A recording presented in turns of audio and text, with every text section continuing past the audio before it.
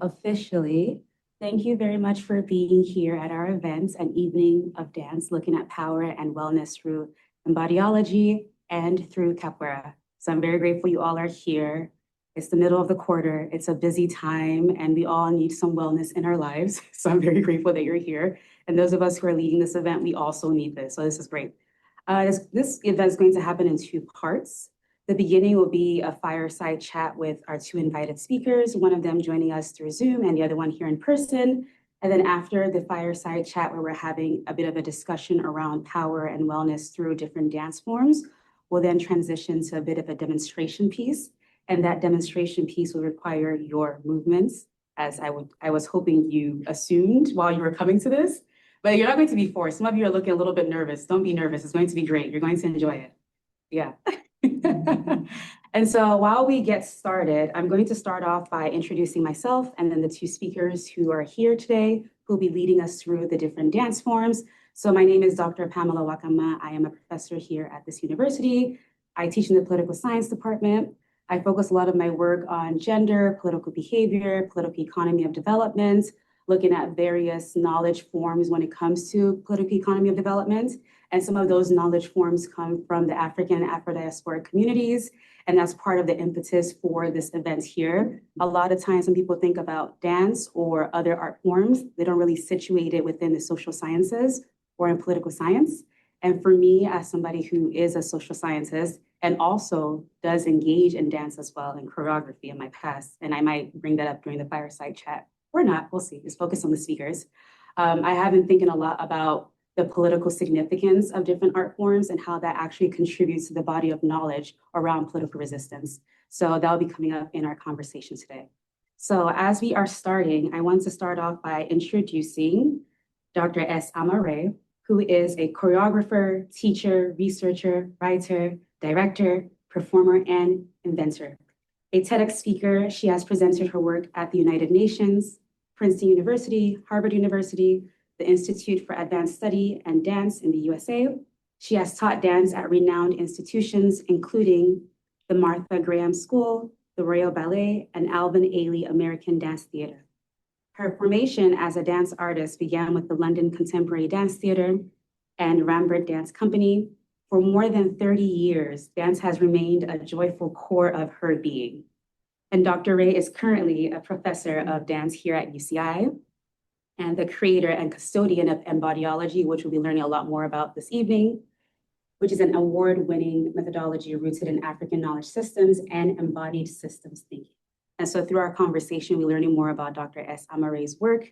And I have had the privilege of learning more about her work while I've been here at UCI. I'm in my second year here on the tenure clock, and it's been wonderful just engaging with professors who have knowledge in just different areas that are actually relevant to my work as well. So very much looking forward to learning more about your work and your practice. And then Azmera Hammouri-Davis is a spoken word poet, musician, speaker, and Harvard-trained theologian from Hawaii. An interdisciplinary scholar practitioner, she integrates the arts, theology, and cultural studies to advance healing-centered approaches to justice, public safety, and community well-being. A Fulbright Performing Arts Scholar, Azmera has conducted creative and cultural fieldwork in Brazil, Palestine, and across the United States.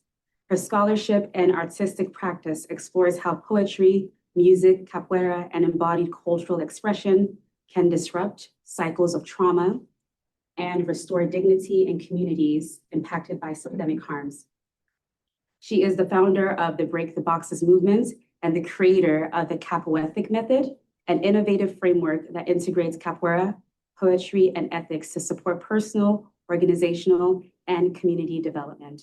So similar to Dr. Wray, Azmera is somebody I have known for a while, and both speakers here are not just people who teach about these different art forms, but they also embody wellness in their own personal life. And part of the reason why I invited both of them to be in conversation with me on this topic is because they'll provide both professional insights about how one creates a creative life, how one actually sustains a creative life, not just professionally, but also personally, and what wellness means for them on a daily basis. And so I met Azmera when I was a graduate student at Harvard, and we both worked in residential life. And I had the opportunity to attend one of her capoeira sessions where I learned a lot more about the history of capoeira and the political significance of it. And so I'm very grateful to be having a discussion with the both of you today. So as we get started with our conversation, I'm going to invite Dr. Wray to join on the table. That way, Azmera is able to see the both of us while you're looking at the room. And if you can't hear me at any point, just let me know if I need to project further. Okay, see nods, that's good.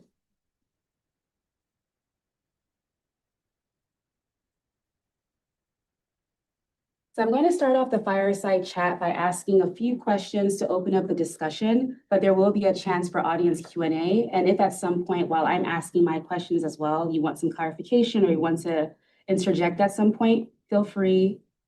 It's a pretty informal space. It's supposed to happen more organically. It's not so structured in that way. So I'm going to start us off by asking a question to Dr. Wray, asking what exactly is embodiology? Because you are the one that coined the term and created that. And how does the body become a site of political knowledge and not just personal wellness? Mm-hmm. It's still emerging. So how I describe embodiology today and how it'll be described in 5 years' time is emergent. But simply, my goal was to understand improvisation. So as a performer, I was very, very invested in improvisation, working with jazz musicians. And my goal was to understand how the ecology of performance is realized. And so embodiology really is a framework for understanding that emergence of creativity in real time between people. And I say people because it's not only about the people that are actually playing or dancing, it's also about those that are also observing. So it's an ecology. And so, yes, it's a framework which essentially is organized through 6 principles. And I can go into those a little bit later, but there are 6 very specific principles that guide the orientation to oneself and in relationship with community. Oh, thank you for the introduction to embodiology. I had a sense, but I didn't have the full breakdown of what it looked like. But that's beautiful. So the whole idea of dance not just being performance, but very much interactive, and what emerges from that creative experience is exactly what embodiology is. Mm-hmm. So I guess to connect this to Azmera's work, just to give a bit of a foundation for both of your works, when we think about creative emergence that comes from these relational aspects of dance and movement, I was wondering, Azmera, could you enlighten the audience on what capoeira is first, and also thinking about its political significance and how it's relational in the way that Dr. Wray just mentioned? Yes, absolutely. And thank you again, Pamela, for having me. Greetings to everyone in the room, although I can't see your faces. Typically, if I was there, we'd do like a circle, as Pamela was saying, so that we can hear and see who all is with us in the space. Capoeira is an Afro-Brazilian martial art, and it emerged in Salvador, Bahia, Brazil, really as an Afro-diasporic remnant coming from Angola. Brazil was the last country in the Americas to abolish slavery in 1888, and it was created as really it was a practice of self-defense, but disguised as a dance, because enslaved peoples weren't allowed to practice self-defense, and so it comes out of this history of resistance to oppression, of liberation, and it was deemed a cultural art form that was worthy of being that practitioners would be incarcerated for if they were found practicing on the streets all through the early 1900s and late 1800s. And so capoeira is very much engaged in some of the practices, the movements that we might do together. I'm hoping we can explore three foundational movements. One being Jinga, which is the base, the foundation. Anywhere you go in the world, there's over 6 million practitioners and counting. It also is very emergent because just as other cultural art forms, it's continuing to spread and to find its way into different institutional spaces and also, of course, cultural and community-based spaces. You'll see it in music videos, you'll see it in films. Hollywood has, you know, taken a liking to this particular martial art for different reasons. And there's three different styles of practice in capoeira. There's Angola, which is the originator known as like the Mai of capoeira, the mother of capoeira. There's Regional that was known to globalize the craft, and the style of movements you'll see in Regional are a lot different. They'll be a lot quicker with flips and kicks and fast kicks. And then there's Contemporânea, which is a contemporary emergence that came out of Rio and the southern states outside of, you know, Salvador, Bahia. And I'm saying all this to say capoeira it's both a political practice in its history of resistance that it comes out of, but it's also like any other cultural art form emerging. And there's a lot of discourse and conversation around who are the harbingers of preserving this cultural legacy, in conversations around what cultural appropriation looks like, what it looks like to give back to the communities from which it came. And so I think in terms of its political significance, it really is engaging with questions of cultural patrimony. And in 2014, the United Nations, UNESCO deemed it an official cultural heritage, you know, promoting human creativity and cross-cultural understanding. But I think there's a lot of really rich history that the art comes out of, and there's a lot of conversation and contention around how do we continue to preserve and protect this in ways that honor the legacies, but also adapt and meet the moments and the cultures that we're living in. So I'll stop there. Okay, thank you for that. Both of you are talking a lot about emergence and what happens within particular cultural and creative contexts. So even your work with observing jazz artists and just kind of even thinking about this concept of what was coming up and calling it embodiology over time. And even Azmera talking through the history of capoeira, how it may or may not be appropriated in current contemporary moments. And I'm wondering, let's take a step back to see how you two even came to these art forms for yourself through dance, for Azmera through capoeira, as being important for your own personal wellness. And do you see it having any political significance for yourselves personally? So how did you come to that as your own outlet to begin with? And does it have political significance for you personally? And either of you can start. I can start just because of the patterning. So I mentioned patterns. Yeah, but we have to establish it first before we can disrupt it. But I mentioned embodiology in relation to my history of working with jazz musicians. I came to a place where the answers I was looking for were not satisfying to me, in the sense of looking at improvisation in the diaspora. I was met often with this notion that improvisation comes from a place of lack. And I was sure that there was more to the story, which is why I took my inquiry toward African dance and music practices. And I say dance and music practices in a very generative way, because in the context of those practices, particularly the ones I looked at in West Africa, dance and music are not separate. They're not separate ideas, they're not separate practices, they're not even separate words in many languages.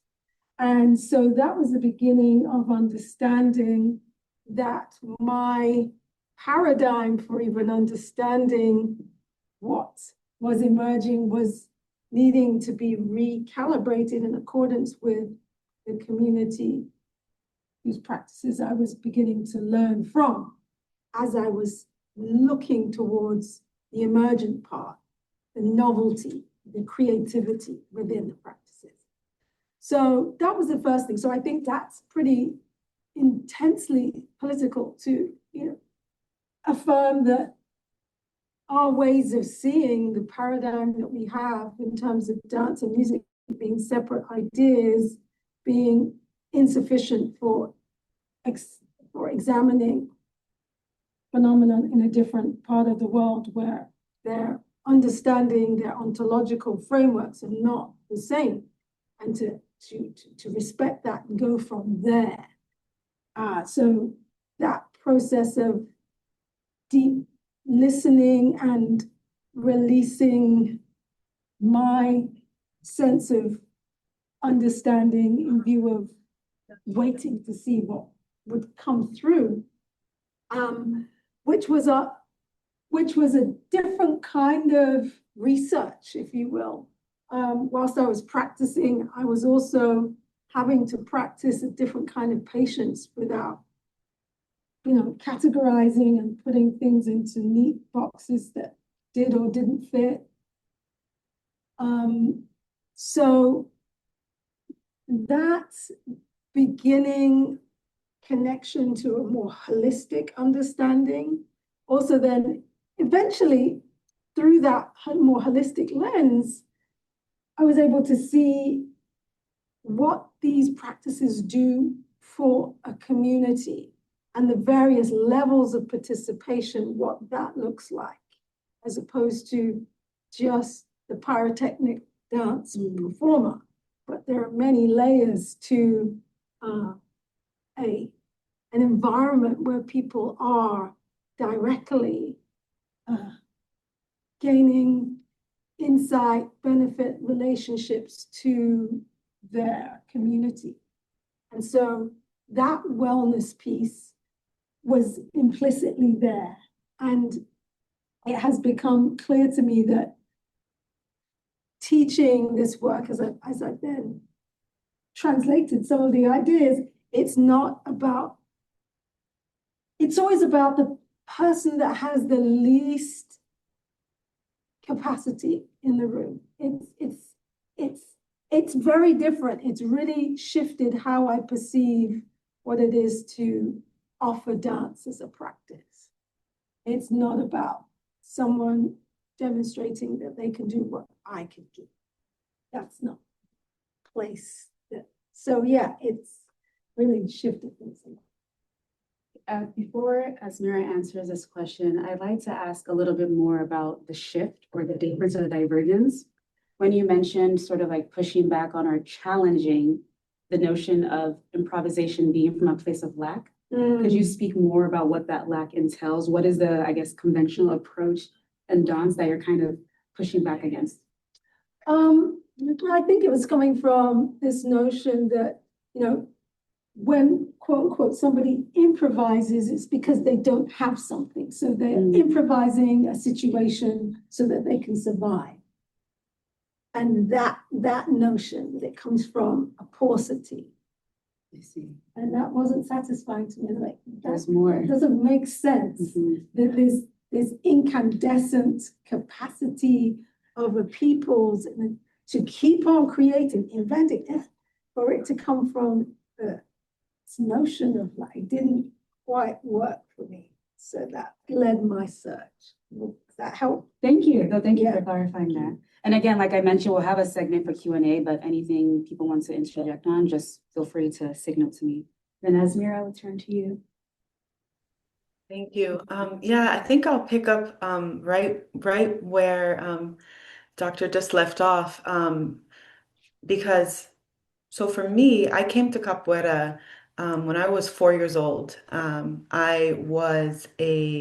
I'm the second oldest of four, raised by a loving mother who had a lot on her plate, and raised in a home where I didn't necessarily see modeled the healthy relational dynamics that I think would put forth what I wanted to be and see. And so capoeira was really this outlet for me as a young kid, initially as sort of both anger management, conflict resolution, just expression. And I did capoeira from the ages of 7 to 12 as my after school care. I became, in Portuguese, you say, capoeira me conquistou. Eu fiquei muito encantada com capoeira. I was a little kid that was at the beginners, intermediate, advanced class, just needing to get the energy out in my body of all of what I was holding.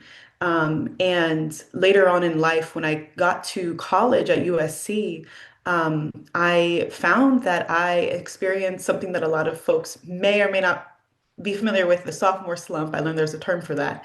And that prompted me to look for, again, outlets and things I can pull on. And that kind of, in 2014, was my beginning of reconnecting with and recommitting myself to this craft of capoeira.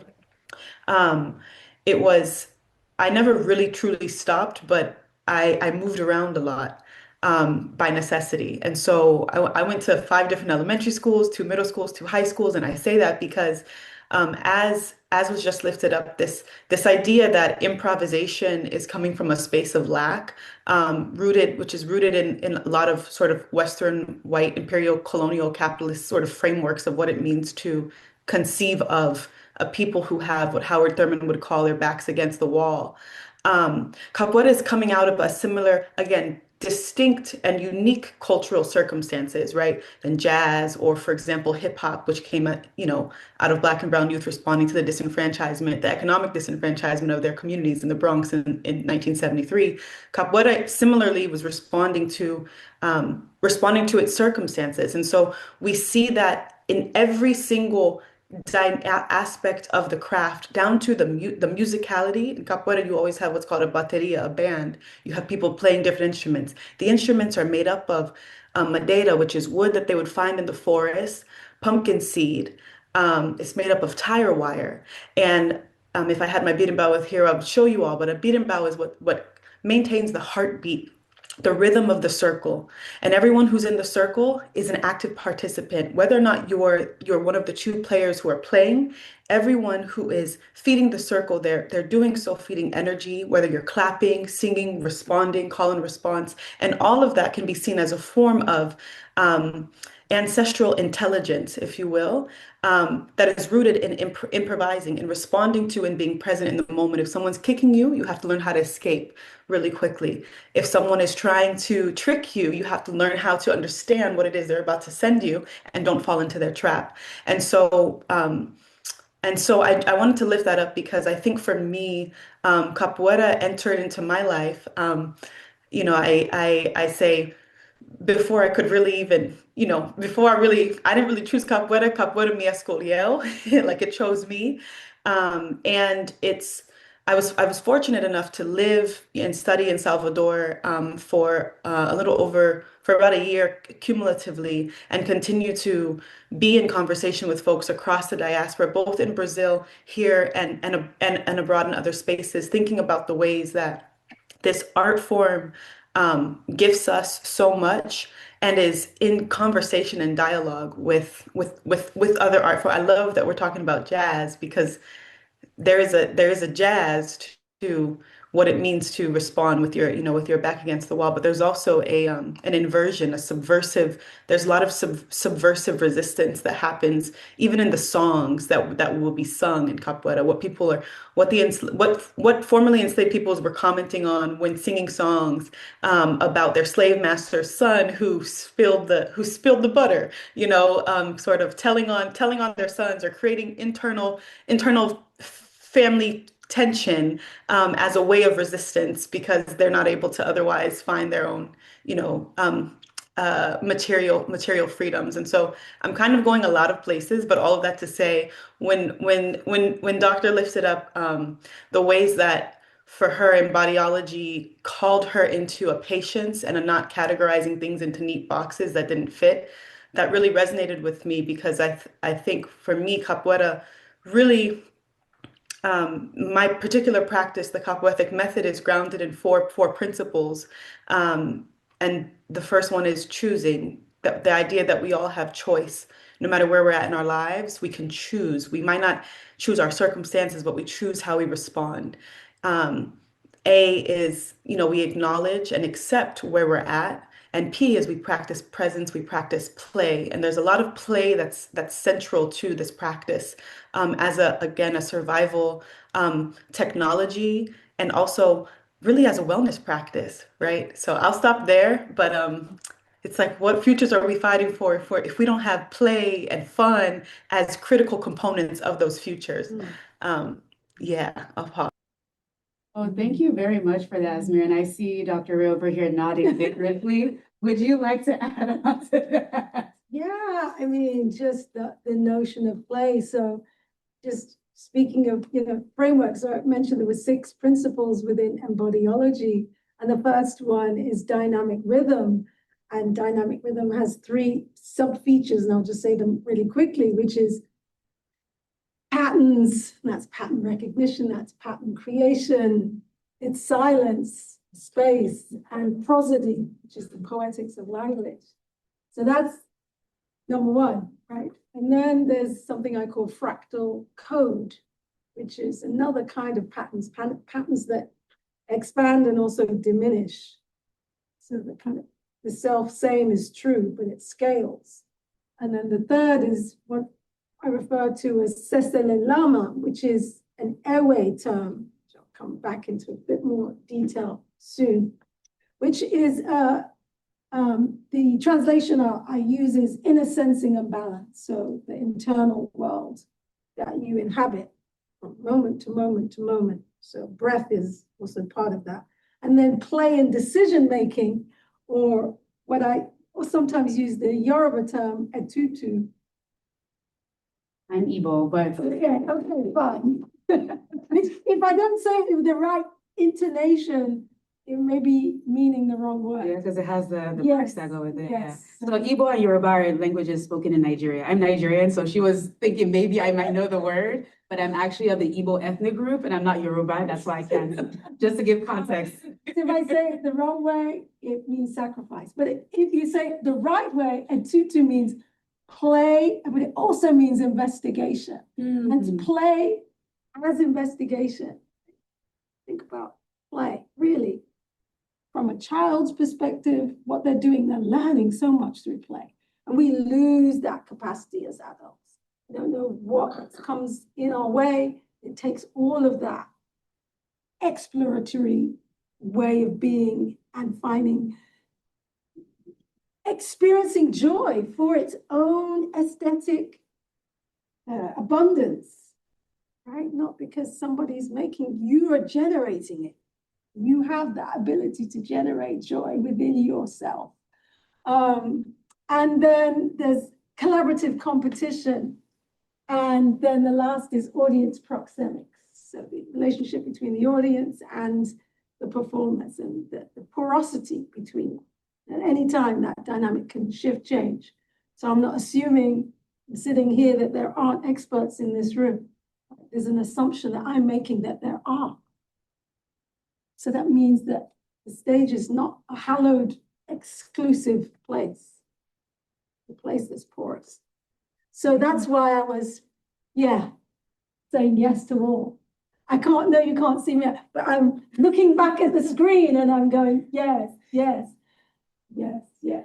And I failed to mention this in the intro. So Azmera is joining us from Portugal right now. So it's about midnight, 1 a.m. for her. So she was so gracious to join us for this, even though she's abroad currently. What you were saying about play and investigation, I absolutely love that framework because it's very much inherent in the research process. And you were kind of, in a way, posing the question of, I don't know why that gets lost over time.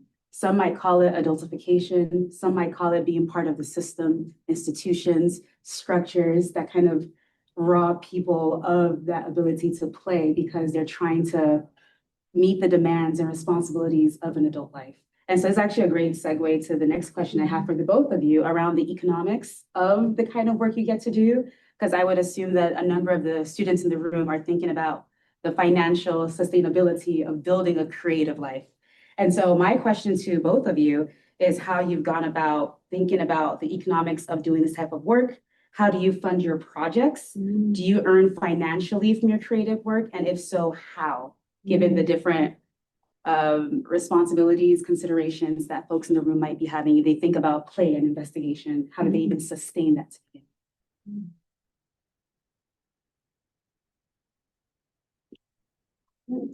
That is such a good question. Sure, I'm happy to. And I'm so grateful. I would not miss this conversation. So thank you again, Pamela. I'm like, ooh, the wheels are turning. This conversation about economic considerations of our art specifically is like paramount to me and always top of mind. Because in capoeira, unfortunately, some of the harbingers, some of the vanguards of the craft, Mestre Bimba, um, they died bankrupt, right? They've given us so much, traveled the world, shared this art, and all too often the stories and the trajectories you hear when it comes to financial well-being is that they died without their basic needs met, right? Or they died, unfortunately, with mental illness, right? And so for me, I'm constantly thinking about what are the narratives and the scripts that we have in our culture around what it means to be an artist, what it means to live a creative life. What are the narratives and scripts that I grew up with? For example, this notion I grew up with that, if one chooses to be an artist in life, then you are subscribing to choose to be a starving artist, right? You might be working a few jobs just to kind of make ends meet. And I vehemently reject that. Because I think a lot about who benefits from those narratives, specifically when thinking about a history and a people who have gifted. Say a history and a people, I'm saying African cultural production, both diasporically and from the continent, has gifted the world so much across music, film, culture, entertainment, and continues to. Um, the this notion that necessity breeds creativity. We've gifted so much, and yet we don't always necessarily reap the benefits or reap the reward, the material means that allow us to sustain that. And so for me, how do I sustain this work? What does it mean to live a creative life?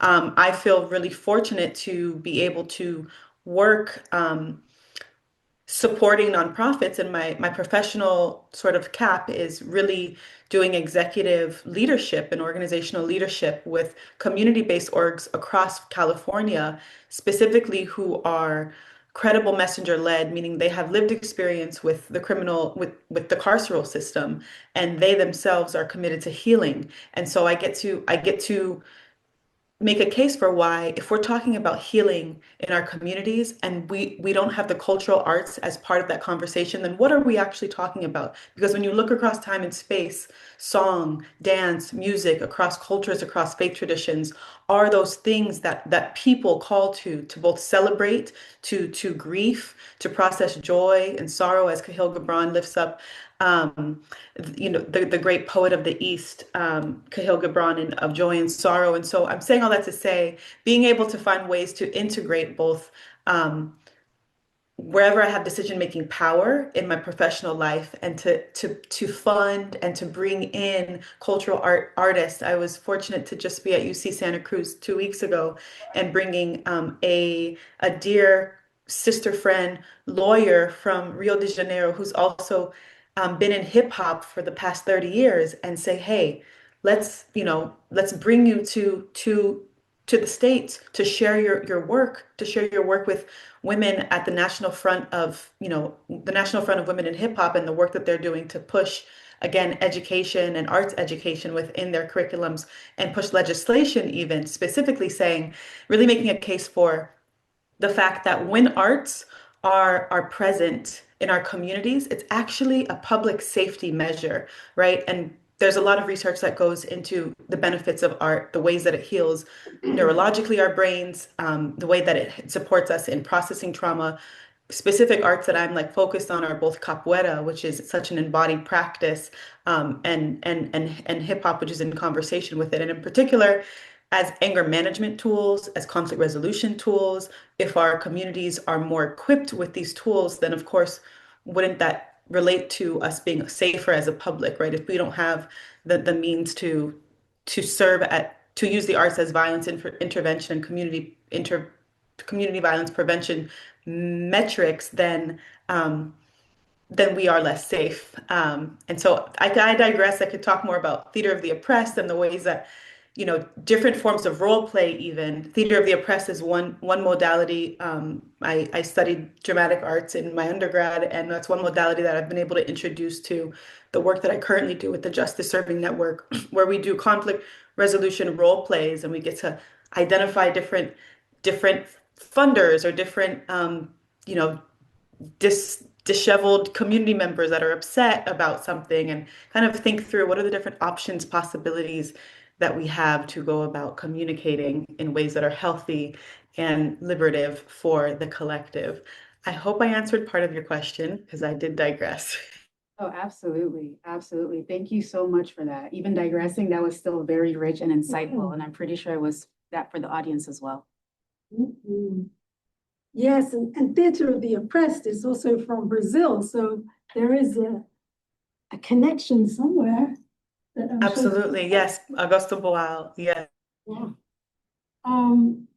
So the economics of the arts and of my own practice, I'm going to just share that when embodiology was revealed to me, because it did reveal itself, like these principles as a framework revealed itself to me during a period of deep study and practice in the field. And at that time, and still now, my core understanding was really crystallized when I was in community with people in a village in Ghana called Capoeira. And this picture here that you can see is the embodiment in many ways of a concept that I call fractal code. And so I often use this image to illuminate what I mean by fractals and the idea of patterns and relationships and the scale. And underneath here, you'll see this statement, which I've stated at this time when I built this board. It says the result of action, research, embodiology is mission-driven. Dr. Wray seeks to return tangible benefit to the Capoeira village community, Ghana. We are restoratively contributing to the paradigm of African and indigenous peoples worldwide thriving. So wherever I take this work, this ethic, this understanding of my relationship to a peoples that I'm not natally connected to, but maybe I am. But the fact is that their living practice, it's not some ancestral thing that happened and I understood it. It's now. This is the principles that I'm drawing from. They are the engine to how this community organizes itself, its life, its liberty, its relationship. And so therefore, to me, there is a responsibility to do more than give back. But that the base level, it's to give back to this community. So when I share this work, when I teach workshops, when I engage in disseminating the work, I give back to this community, and I continue to be in dialogue with the leaders in this community. And that's step one. There's more to do. And I started a training program to teach other people how to share these ideas, because the work has moved not away from, but beyond just being a practice for artists. Similarly to Azmera, I've been teaching this work to people in the healthcare sector. I've worked with UCI counselors, and also with educators, school teachers, on their wellness, their well-being, and also within the paradigm of people that are entrepreneurs, like people who are working in the sort of business sector that are trying to solve problems. And so the fact that this work is so fecund, it can do so much, it's remarkable, right? It's just absolutely remarkable that these principles, these ways of understanding, people commit to them, it transforms their experience of being human. And it doesn't take a lot to commit. Presence, is where it starts. And then relationship comes from that. And things happen and things change. So in terms of what this could mean, as this work develops, there's a really strong, in my training, teaching other people to learn, to teach this work, this component of research justice and understanding what's rooting this work. It wasn't my goal to create a decolonial, framework. That was not my goal. It was to understand improvisation. But as a result, I've seen that all the paradigms that we work through distort this knowledge if you were to look at it without the context that it requires. So it has become necessary for anyone who's engaging in this work to really to subject their own frameworks to some real questioning as to how are you able to receive this information? How are you able to be led by this information? Because it does require you to make some choices that are not within the paradigm of the Western framework of hierarchical learning. It's not there. The other part of movement practices in the West, they've become so gendered, extremely gendered, and maybe different in capoeira because, there is this notion of fighting, right? So it may not have the same notion tied to it, but the moment one says the word dance, it is, for many people, abjectly beneath their understanding of what intelligence is. And it's certainly not something that I would subject myself to as a man. That is extremely not what I do, which is so bizarre, something so innocent. And so we're dealing with all of that. And that is something that I'm kind of combing through.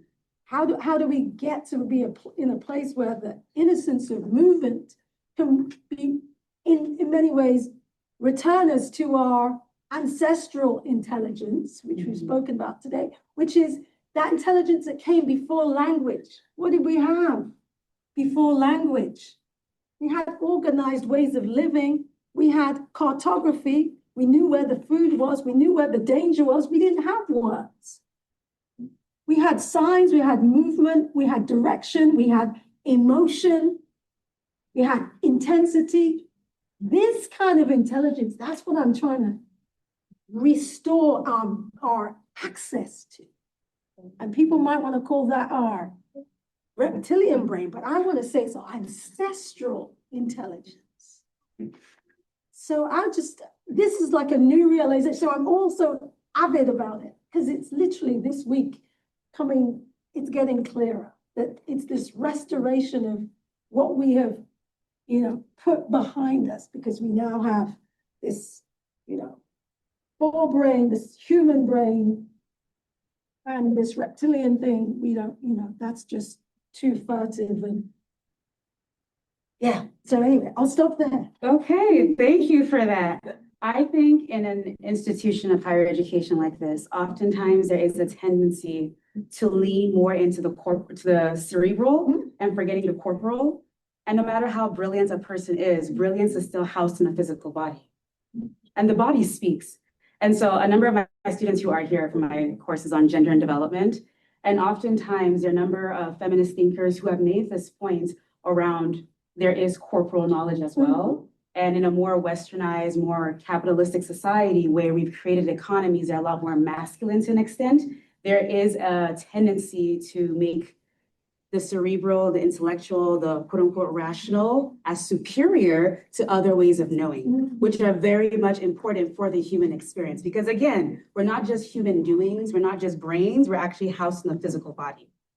But I just wanted to make that point very clear. And something else I wanted to pull out, because I see this pattern, I see this thread through the work for both of you, this notion of giving back to communities, and not in a charity way or in a savior complex type of way, but in the sense of deep commitment and deep engagement, where the communities that you work with, different communities, you see them as not just sites of extraction of knowledge, but very much as co-creators of knowledge.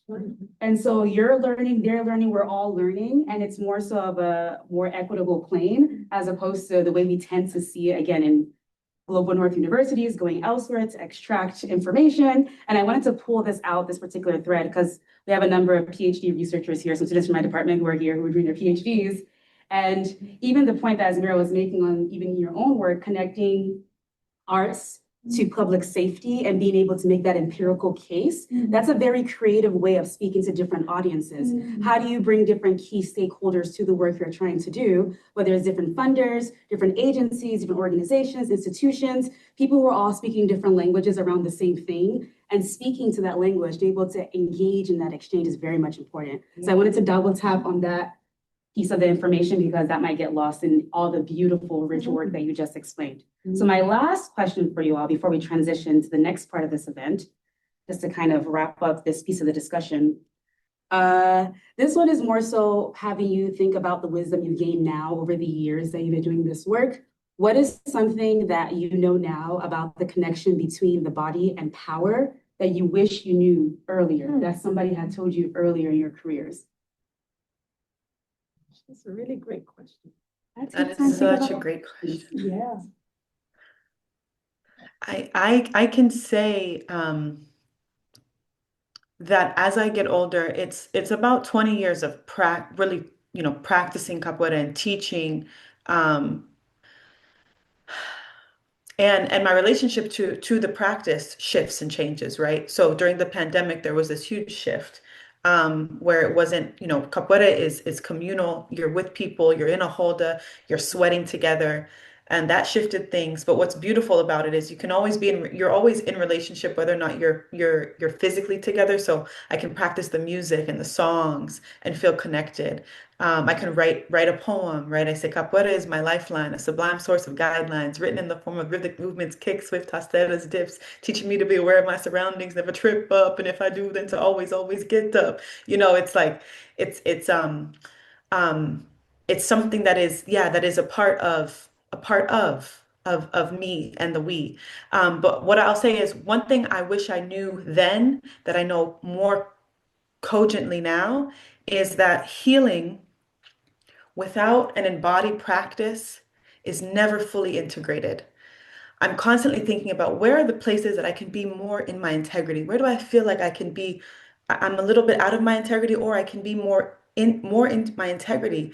And to me, integration, like living, I'm interested in living an integrated life, not this like work-life balance life. I don't know that that's a thing, but rather an integrated life where work and life feels integrated. It feels in flow, in flux, seamless. We're here, we're there, we're moving, we're coming in and out, we're ebbing and flowing, just as Capoeira teaches us to with our bodies. And so for me, it's just knowing like that in as much as and I benefited from and continue to benefit from, CBT, cognitive behavioral therapy. We need those things. We need tools to talk and to name our experiences. And we also need to then integrate it. We need to get into our bodies, and we need to move, and we need to feel the anger. We need to feel the grief. We need to listen to where it's showing up in our corporal lives, to then let it be fully released. And I think I'll stop there. I don't know that I have an answer to that question about what do I wish I knew now that what do I wish I knew then that I know now? I think everything has been a cumulative process. I've always been improvising, always had space where I was always playing, even though I was in the studio doing all of the things that give you the codified dance outlook with the competitions and things, but I always had this other place. So, I guess, had I known that human society was seriously invested in replacing us with, what's the word? Taking intelligence and putting it into a machine called a robot. I wish I had that view of things further back. And I'm trying to get there now. And seeing that we are, as society, we want this machine to be able to do all the things for us. So what is the point of your vessel if this thing can do everything? And yet, the part that it cannot do, it can replicate life in terms of semantic life and physical motor life, right? We've seen that. But it can't feel, it can't respond in a way that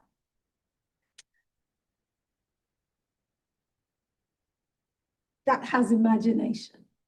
And I think that is something that's really integrated into the body. Like this notion of mind-body split, that's that Cartesian idea that we're all scripted by, no matter where we are living in this paradigm, we're living in this mind-body split. And the reality is you do not have a brain that is conducting your life. You have a nervous system. And your nervous system is distributed across your entire body. Your limbic system is not just one architecture in your head. And we know that. So I think my interest is, I guess it's in the now and the future. It's not so much about what I didn't know. But this piece now is very interesting to me, that we are at this point in our human history where we are willing as a society to offshore our physical, mental faculties into a system that can do something for us. That. Wow. Thank you to the both of you. Before we transition into the part where we'll actually be moving, because I'm actually tired of sitting down, I wanted to leave space for any questions, if people have questions in the room for our speakers. Don't be shy. Yes. When you were talking about like the robot or like how it's so interesting, what do you think is like so interesting about the society, and why would this society fall for something like this? Because convenience. Things that appear to give us ease, that's one. You know, it's convenient. You know, it's an extension of the slave notion, right? There's a machine, an object that you can program. Soon enough will become a lethal weapon, who knows? But I think that's essentially, and that we've decided as a society that your body's not that important, right? It's only your cognitive function. So why not? You don't need it. So we'll let this object have its embodied way into the world. Meanwhile, what happens to the peoples? The collapse is evident because your vital capacities are not. Movement is life. Let me just say that. Let me just be really simple. On a really basic physio-neurochemical level, any physician will tell you that movement is what promotes life. From a neurological level to the cosmos, right? The fractal's already there. So we give up our agency to engage our own bodies, not spectate and look at, somebody playing sport, but our own bodies. what's going to happen? It's not too good. Not too good. Our lifespan and our vitality and our experience of being on this planet that's all about movement, change, renewal, transformation. Just investing in no friction, right? Like the easiest option is there. It's the dopamine at work. Are there other questions? Sorry, I don't know, maybe Azmera had, No, we have another hand here. I had kind of a two-part question for either speaker or both. The first thing that was coming to mind, I was actually in a graduate seminar earlier today that was talking sort of about these narratives that, particularly in like Western liberal states, but these narratives that tell us that we need the paternal protection of armed forces, of police, of military, of these different hierarchical or these other like entities that serve the state to keep our communities and to keep our public safe. And this had come up in the context of talking about police at Pride. And the reality that having police at Pride then makes Pride an incredibly unsafe space for many members of the queer community. And so I was wondering in this conversation about public safety and movement and dance, what does bringing these things to communities and I guess people more broadly, what does that offer in terms of creating ways of keeping ourselves safe, of conflict resolution that maybe don't rely on these various forms of or threats of violence? And then my second question, somewhat related, is that a conversation I was having with some people in my life was that it was about cognitive behavioral therapy, actually. And it was talking about how CBT for them did not change the circumstances that were at least in part constitutive of the things that they were struggling with. They were having a conversation, they were frankly like, this does not change the fact that I'm oppressed. So this is not changing. Even though it's offering me these coping skills, I can cope all I want. It's not changing these things that are causing some of these things that I'm experiencing. And I was wondering what dance or movement, or even capoeira more specifically, what these things maybe offer as a different kind of healing than some of the logics and or functioning of things like CBT. I apologize, that was very rambly. Please don't apologize. I really appreciate your question. I'll answer the second part first. In my experience, and I really resonate with what your friend said in terms of this, CBT helped me have tools maybe to cope or to re-narrativize, re-understand, what I'm going through, but it doesn't change the material reality. And what can capoeira or movement do that maybe CBT can't? In my experience, it allows me to be with it allows me to be with the sacred rage. Some of us might be familiar with decolonial therapy. Dr. I'm forgetting her name now, but she talks a lot about sacred rage. I think for me, capoeira inserts me into a conversation with myself in ways that CBT just couldn't, right? CBT was very useful for me to understand, for example, what cognitive distortions were. I can identify all of these quick negative thoughts. I might, as a high schooler, in a home environment that was hostile and with parents who struggled with their own mental health, that resulted in volatile kind of outbursts, I might think, man, I might feel defeated and say, this always happens to me. CBT helped me to pause and identify all the quick negative thoughts.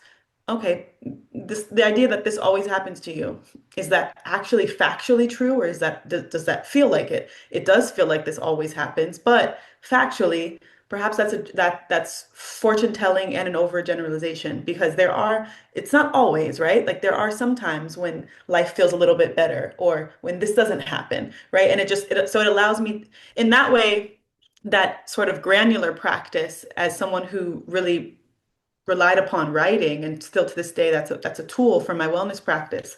It was useful in giving me tools, but capoeira, that's why I'm like, oh, I feel like there's both ands here. Capoeira allows me to then say, like, I need to get this rage and this anger out. So now I'm learning the bensao, the armada de cos, the mealua, the jinga, the negativa, the esquiva, and I get to get that energy that's still in my body out. I can't over we can rationalize things till we're black and blue. That doesn't move it out of us, at least in my experience. And so for me, movement practice, and you hear this often. It will be advised for folks that are survivors of sexual assault, for example, or just really any form of oppression. When we are in our bodies, we feel our power. Like we are more easily connected to our center, to our core. And there's research that talks about, even for women who are entrepreneurs, the majority of women who are successful entrepreneurs have an embodied practice, meaning a lot of them came from doing competitive sports in both high school or maybe college, right? When you are releasing, sweating, releasing all the serotonin and the other things that happen for us neurologically, there is some sort of clairvoyance that I've experienced that comes in ways that just simply back to Dr. Nwakanma's earlier point around cerebral, intellectual being seen as very superior to, an embodied a movement practice. There's a wisdom there that Western, I think, tools still to this day might vilify or demonize or just not valorize in the same ways. And sorry, I forgot the first part of your question. Do you mind repeating? It was just about the narratives, at least in like, I'm thinking particularly in Western liberal context, but I imagine this exists elsewhere. But the narratives that were sold about who we need to protect us and like what mechanisms, like weapons, for example, that we need to protect us. I'm now also forgetting my question. I had something to do with that, and then also what these dance practices or embodied practices, or art maybe more generally, what bringing that to people and to communities more broadly maybe offers in terms of looking to other forms of protection that are not coming from some of these outside entities or these hierarchical entities that use the threat of violence.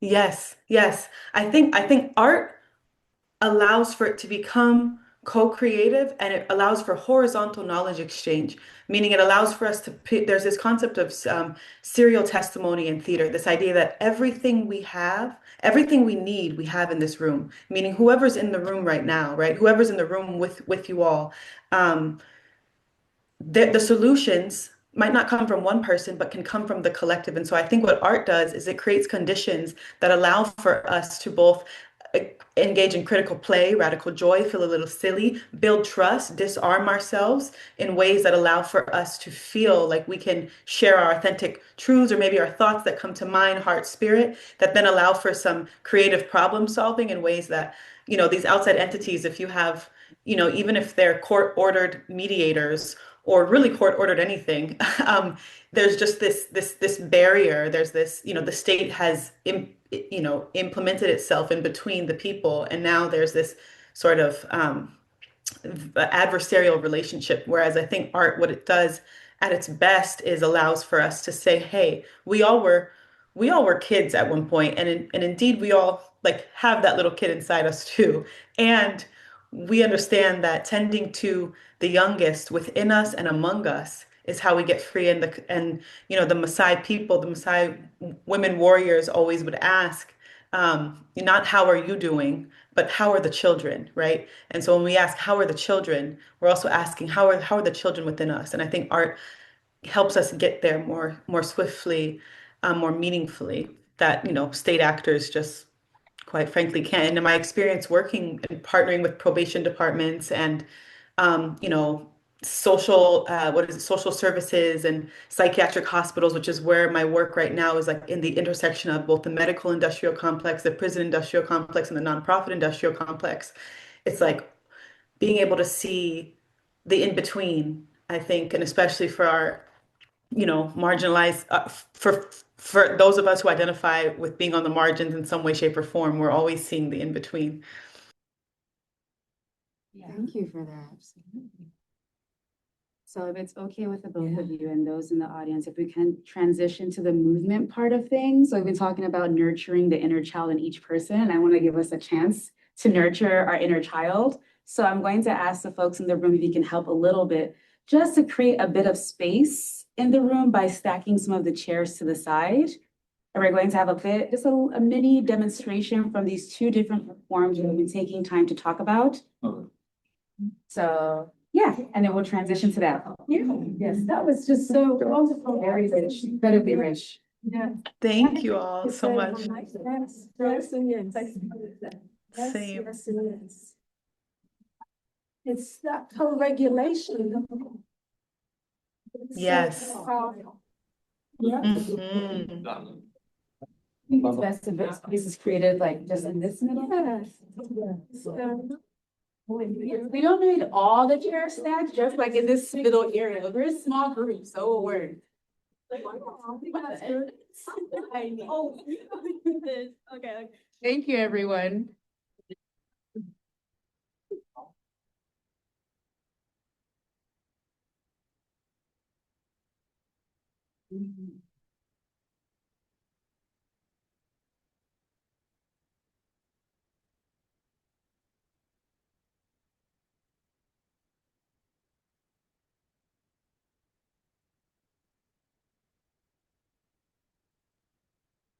And I can share music from here if that's That'd be helpful, great, so I don't Pamela. have to figure it out. That'll be wonderful.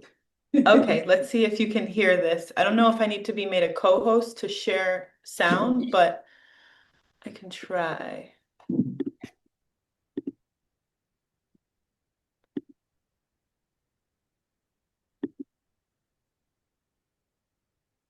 Can you hear this music? No, No. I want Okay. you go share, use the share, and then Okay. go share. Okay, I just sent a request to Yeah, I just share. accepted the request. Okay.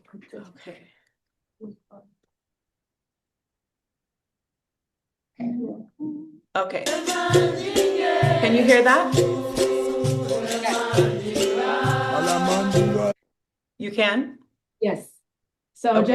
just to introduce this segment of the event, essentially we're getting a bit of a taster of these different art forms. It is not the full range of it, but the point of this event was to introduce you to the notion of these different art forms as a way of cultivating your own wellness and political power, whether individually or as a collective. So we're just getting a snippet from these different art forms. So Azmera Hammouri-Davis will help us lead this particular portion. And then afterwards, we'll transition to Dr. Wray also giving us a snippet of her art form as well. So I'll hand it off to you. Beautiful. Thank you, Pamela. So as Pamela mentioned, I am going to provide just a brief introduction to 3 core movements in capoeira that you can do anytime, anywhere, and that any school or any people you find that are practicing will know and will be practicing. And so these 3 movements, the first one is called the jinga. Can everyone say jinga? Yeah. Jinga, beautiful. And jinga is actually referring to a movement which means to twist and to turn, and it's actually hearkening to Queen Nzinga of Angola, who was a well-known woman warrior who combated and conquered Portuguese colonizers when they were trying to overcome her kingdom. The jinga, so if you're, what you're gonna wanna do is maybe give yourself a little bit of room. You're gonna wanna at least have some elbow room. And Do we have to stay in a circle or can we just spread out as is? you can spread out. You don't have to, if you're in a circle, as long as you can move your feet like shoulder width apart, you should be good. So as long as you're facing me and you have a little bit of space to move shoulder width apart, we're just going to be kind of rocking back and forth. So I'm going to do my best to show you my feet here. Thank you for bearing with me. So what I'm doing with my feet is I'm first bending my knees. So shoulder width apart, bending my knees. And I'm going to take my left foot. Everyone, you can follow with me. Left foot back. And when I'm putting my left foot back, my left foot is not flat on the ground. My heel is not flat. It's going to be, I'm on my toe. So I can rock back and forth like this. So I'm on my left foot here. Now I'm going to take my left foot and go back into the middle with my knees bent. And I'm going to take my right foot and put it back. Same thing. I don't want my heel flat on the ground. I want to be on my toes so I can rock back and forth. So it's gonna look like this. So let's have our right foot back. We're just gonna kind of rock back and forth a little bit. And when our right leg is back, our right arm is gonna be in front to protect our face. And then we're going to step. So you're gonna step in the middle, bending, and you're going to switch. You're going to take your left foot and go back as well with your left arm protecting your face. So we're going to step together, nice, and switch. Back, 2, 3, 4, and step, and switch. Back, 2, 3, 4, step, switch. 2, 3, 4. So we're just gonna practice this jinga back and forth at your own pace. And I'm gonna put a little bit of music on. And I just want you to feel in your body, feel yourself kind of rock. You can do your own sort of kind of flavor to it. Some people like to really get expressive. They might put their arms up. The main thing is you're just keeping that step and back, step and back, feeling your own rhythm, step and back, exactly, step, back, step, back. Because from here, you all can keep doing this. I'm just gonna do a few moves, but keep doing your jinga. From here, this is the base for everything. So from here, I can do a negativa where I'm here. That's something you must do that, guys.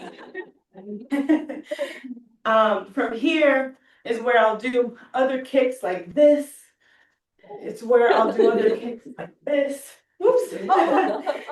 We're doing what we can.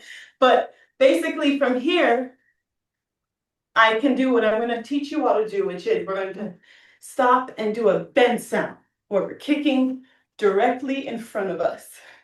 From back to the front. Yeah. Back We need more space just front. now. Back to the front. Exactly. And this kick is called the bend sound, which means blessing, and it's used to create space between you and your opponent when you need it. So let's begin with the jinga very, very briefly. Let's just rock back and forth. Feel your body. Maybe it's like a little bit of a sweat. I'm already sweating a little bit. All right. And when I say stop, we're going to stop on the same leg together. And we're just going to kick. Whew. You can try to hold it and then go right back down. That's right. So let's try it again together. We'll step and jinga, jinga, jinga. And I'll tell you when we're going to stop together. And go ahead and kick with your right leg. Yep, nice. I think I see some of you all. Yeah, beautiful. So I'm just gonna give you the last movement before I put music on for us to kind of just play with it. And typically what I'd like to do is if you all, I don't know how many people are in the room, but we would do pair share, like partners. So you would pick a partner and you jinga. And then you'll do the movement. But I'll give you this last movement before we do that. So Give one I'm not moment. sure They're picking their partners. Give 1 moment. Just 1 minute. oh, okay. Yeah. Great. There's about 20-ish people here. Yeah. Okay, amazing. Amazing. Okay, so lovely. Everyone has their partner? Yes. Okay, beautiful. Beautiful. So we just learned 2 movements. We learned the jinga and the bend sound. The jinga is your base. Now we're going to learn 1 more movement, and you're going to do it with your partner after we do it together. So this last movement, can everyone say esquiva? Esquiva. Nice. And what that is, it means escape. So if we're kicking, That's like an offensive move. We're making space, right? There's a lot of different types of kicks you can do. You're gonna need to escape. So the esquiva is really about taking your hands. We're gonna go back again from our base, which are our jinga. We're jingaing. And then we stop, and the kick is coming, and we escape. We bend down. Let's see if I can show you what I'm doing.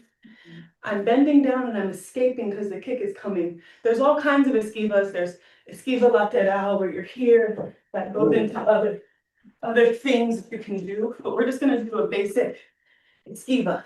So we're just kind of taking our hand, putting it above our ear, looking at the kick over our head, and coming back. And kudos to you for doing this because it's hard to see, virtually. You're doing a great job and they're following so far. I'm so proud of them. Okay. Beautiful, beautiful. All right, so here we go. Let's jinga together. Jinga, nice. Okay. I don't know who's Jinga, escape. We'll find jinga. Everybody be careful. Jinga. Watch your All partner. right, here we go. We're going to stop with your right foot back if you have it. We're gonna step and we're gonna escape. Lean to your right. We'll use your left hand over your ear to escape from the kick. And then come back and you're gonna jinga. So let's see if we can do the other side. Jinga together. We are almost done. Here we go. So we're jingaing. Let's do one on our left side. So we're going to stop with our left leg back. We're going to step, take our right arm, protect ourselves from the kick. And I go down. I went down before. Beautiful. So, yes. Oh, nice. Some of you are already doing it. I see you, Pamela. Yeah, you already know this. So, okay. So we have someone who can help demonstrate. So maybe Pamela, if you have your partner, and you all can jinga together. Jinga, and choose. You're gonna do partner A and partner B. So partner A is gonna do your bensao. Partner B is gonna esquiva. And partner A is gonna do it on both sides. Partner P is gonna esquiva on both sides, and then you switch. Okay? A or B? So let's. Okay, I don't mind either. Whatever. All right, here we go. I guess you can esquiva. I'll play some music. For you all. So it's on both Ready? sides. I do like that, and I do like that, and then you do like that. You know what I mean? Oh, okay. You esquiva one side. Yes, exactly. Yes. That's a really good esquiva. That's great. All right. Easy. All right, so you ready for the demonstration? Everyone will pause and take a look at them real quick, and then we'll do it together for Pressure. See, now I don't want to do You're it. doing great. Here we go. I'll do it with you. All right.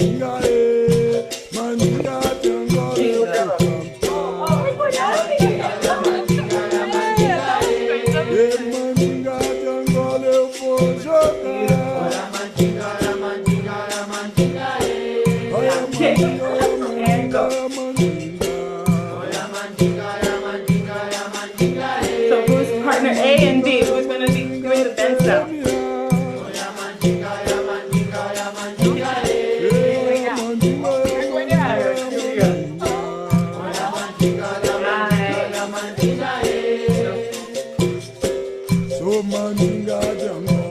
Another side.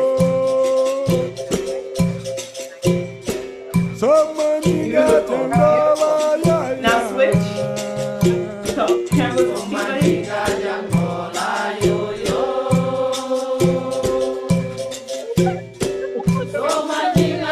We'll take it. One more. Here we go.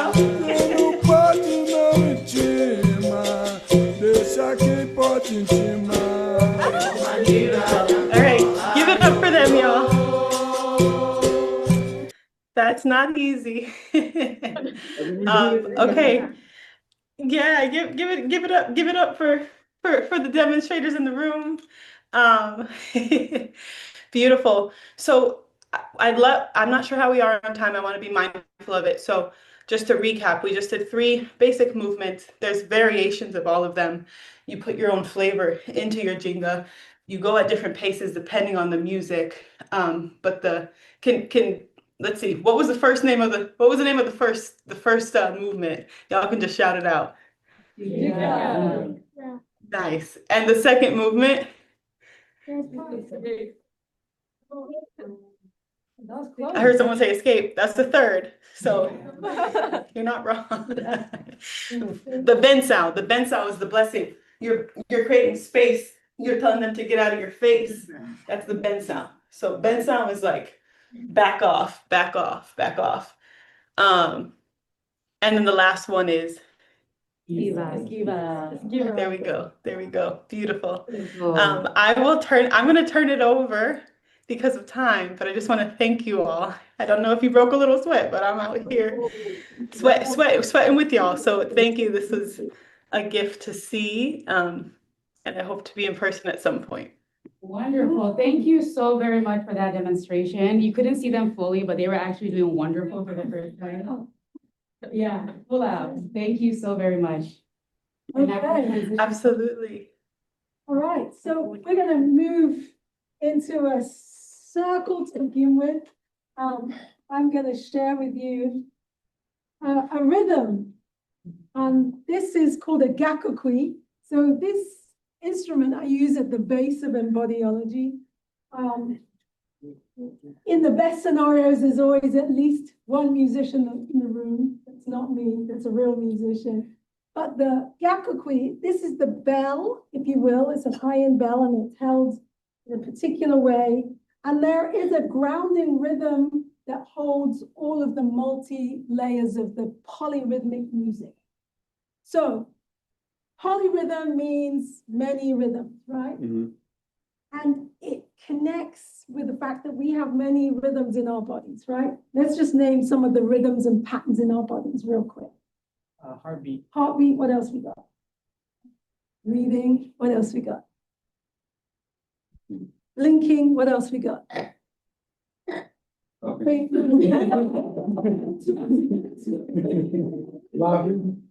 Laughing, yeah. What else? What other rhythms?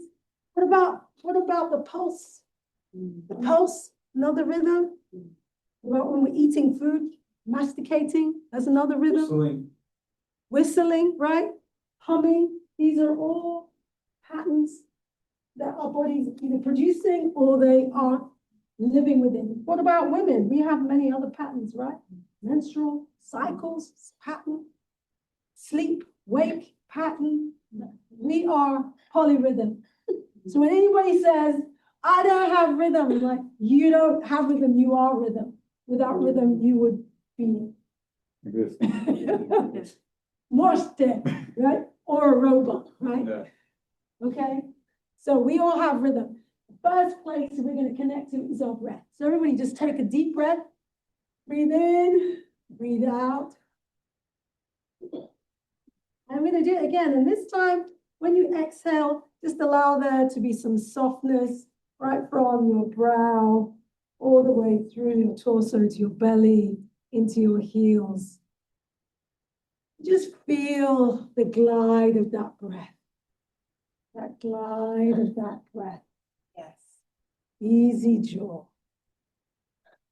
And everything we do, we're going to connect it to breath.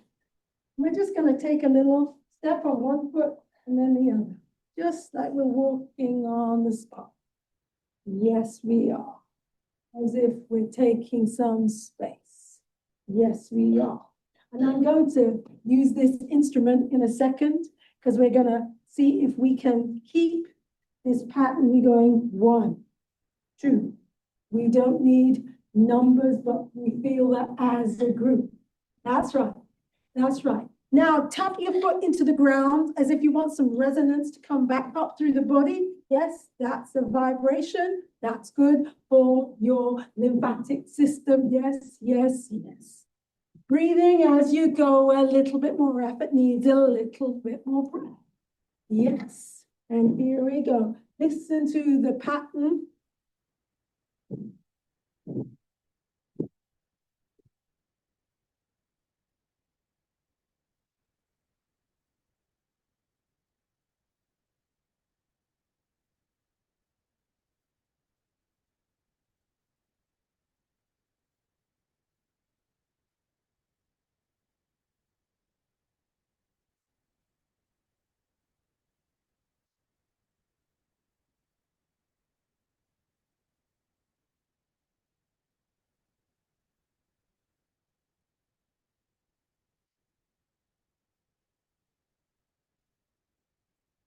Breathe.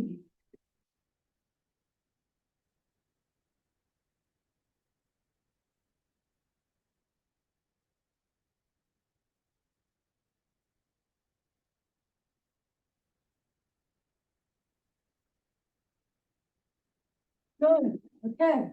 We're going to face up.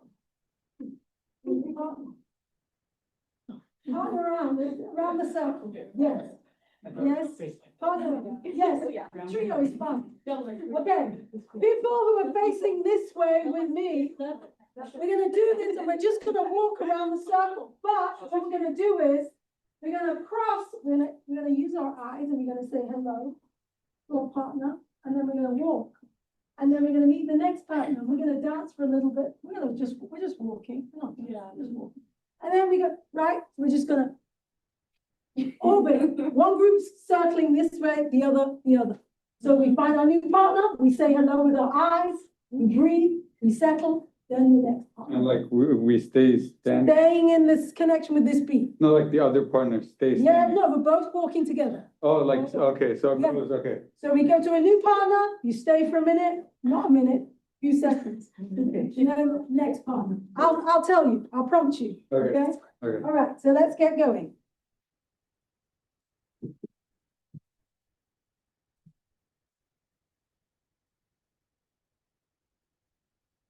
Next partner, let's go.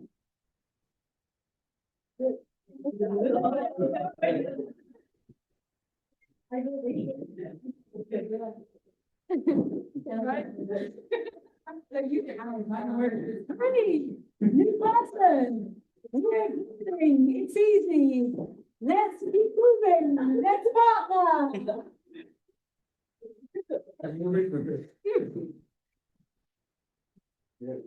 Are you breathing? Saying hello to your partner with your eyes. All right, Let's not ready. go. Let's go.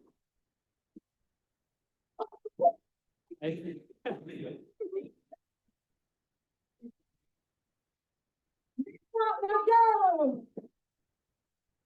Hi.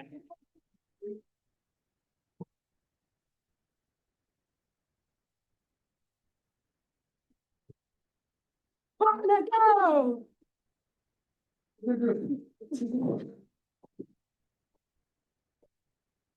That's right, put your own style on it, yes.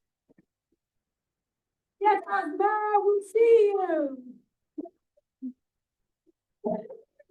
Next partner, put your own style on it now.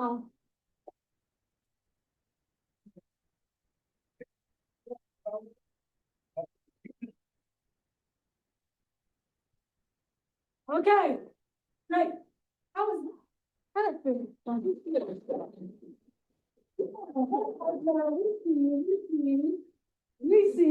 Okay, so the room.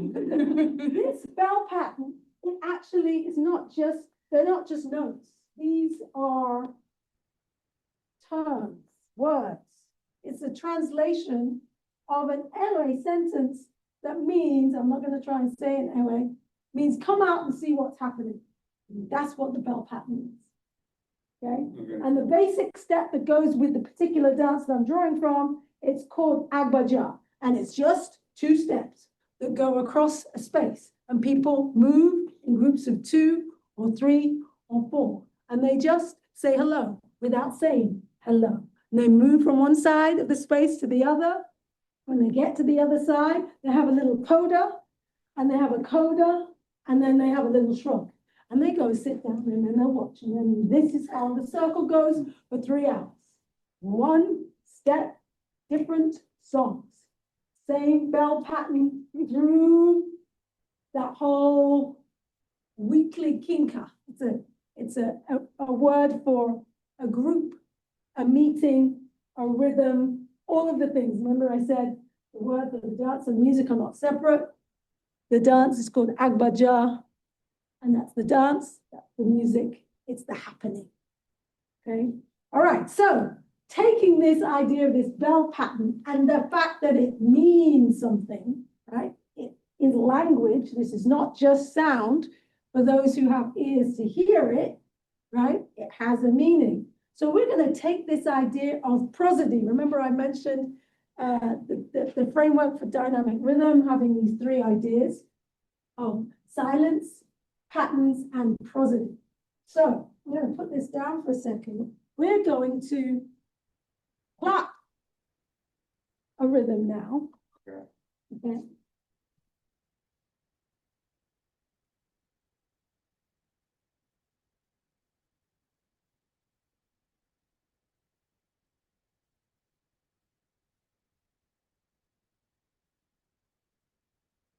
Don't get passed up.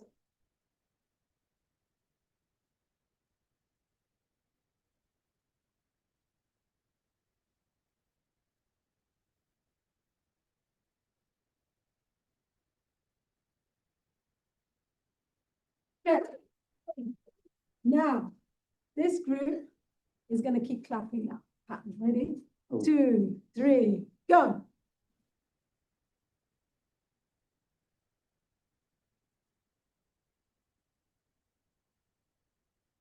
This group, clap.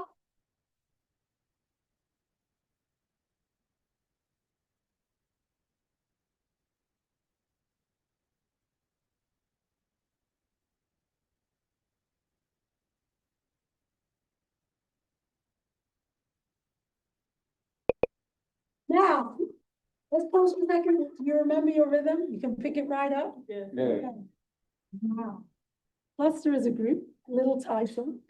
This group, title, let's like make a little cluster literally. Now, 1 by 2 by 2, you're going to meet and you're going to play your rhythms together. And then you're going to change groups. You're going to join that group. You're going to join this group, okay? And then the next two, okay? We're gonna use the rhythm. Yeah. We're going to hold our rhythm, but we're not also doing this and cutting that out. We're listening, right? So it's not to the We're not trying to say ours is the best rhythm. We are complementing. We are together. And then we'll see if we can make that exchange. I'm going to offer, keep breathing. If it goes kind of sideways, breathe, listen, you'll find it. Okay, here we go. 1, 2, ready, go.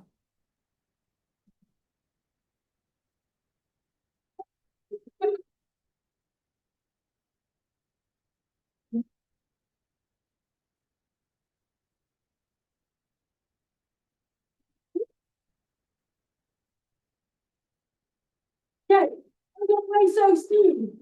Clap it together for me. Listen.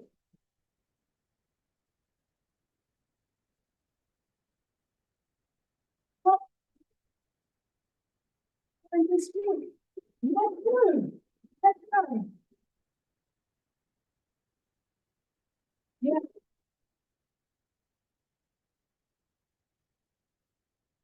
Let's take each other's together. Let's go. Let's go. Together. Yes.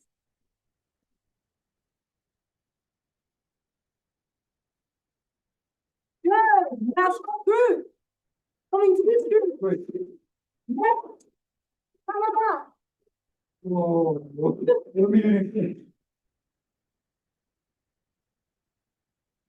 That's it. Now try and experience it as one thing.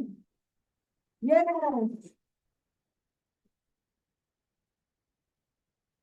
Take each other rhythm out ourselves. Next week.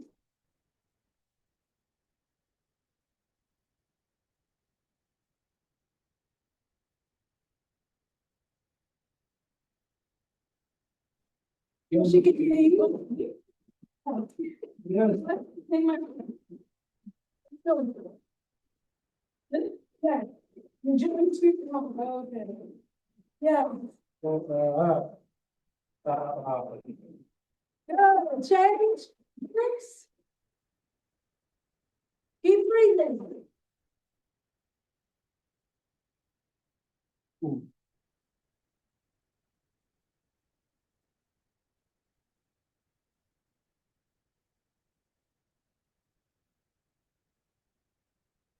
Yes. Good.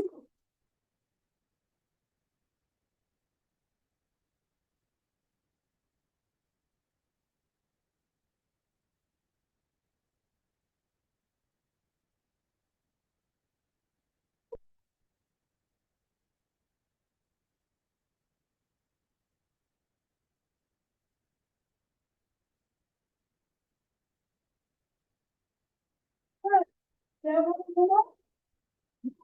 Good. Keep going.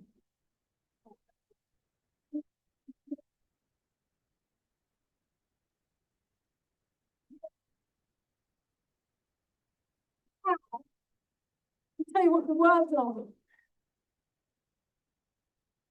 I am never not here. I am not never here. I take it again. I am never not here. I am never not here. I am never not here. I am never not here. I am never not here. I am never not here. I am never not here.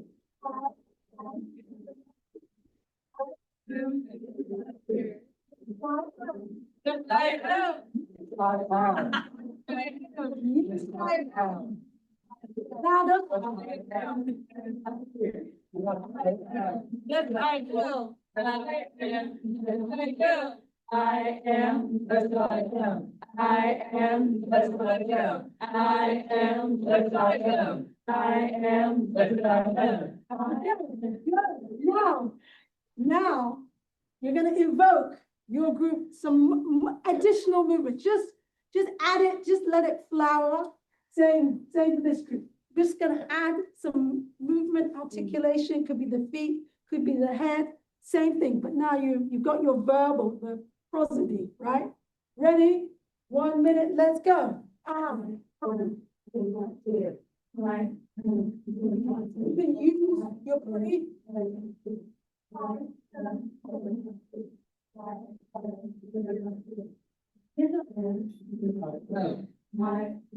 Yes, I am. Yeah. I am. Yes, I am. Yes, I am. Now you can keep the hands at the bottom. No hands. Yes, I am. Yes, I am. Yes, I am.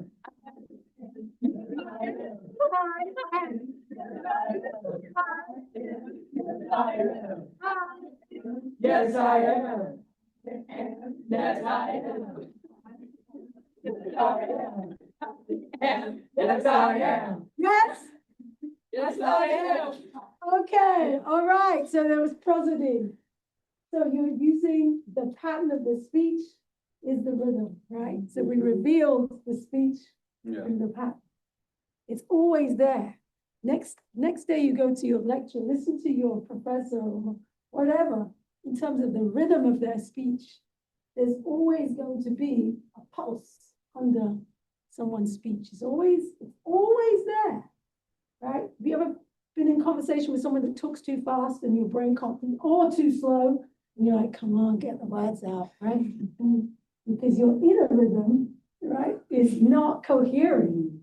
Yeah. Because there's this, you have a pace, right? Yeah. So it's always like, okay, now how do I breathe into that person's pace? So I'm not agitated. How do I do that? How do I change my inner landscape to cohere?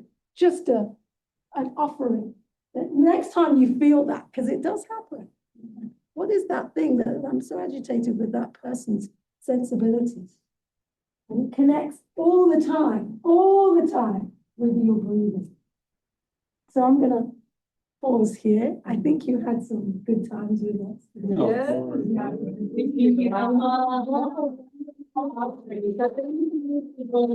Wray and to Azmera Hammouri-Davis for bringing us such a wonderfully rich discussion and demonstration. I'm pretty sure you all have learned plenty that you can incorporate in your daily lives from here moving forward. And the discussion doesn't have to end here. This is just the beginning of the discussion around power, wellness, movements. As you rightly said, movements is life. A body in motion stays in motion. A body at rest, well, stays at rest. So keep on moving, y'all. and keep on sharing the word with other people in your communities. So thank you, thank you, thank you. And you will receive a post-event survey at some points very soon. Please fill that out because we'll use the information for the future as well. Thank you, thank you, thank you.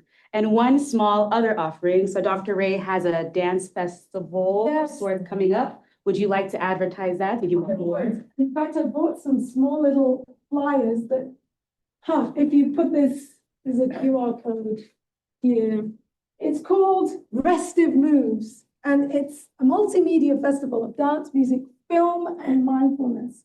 And every session actually starts with a meditation. So there are films that reach many different areas of our study. So this film that relates to dance and economic, ecological justice, environmental justice. There's a dance, music, and neuroscience event. There's women in film, and there's also race. On Saturday night, there's films that look at culture and race. And each day, as I said, we start with mindful practice. And then on Sunday, I have an amazing teacher from Capoeira Village who's coming at 3 to 5 on Sunday. And that workshop is called Gota. It's a particular dance that he's going to be teaching us. And it's a lot of joy. Fun. That's on Sunday. So if I can give you this, it's coming from. I'm looking at you. I have no choice. I would love you to come and tell folks. It's the first time doing something quite as ambitious as this, probably the last. So it won't be an annual. It's not going to be an annual.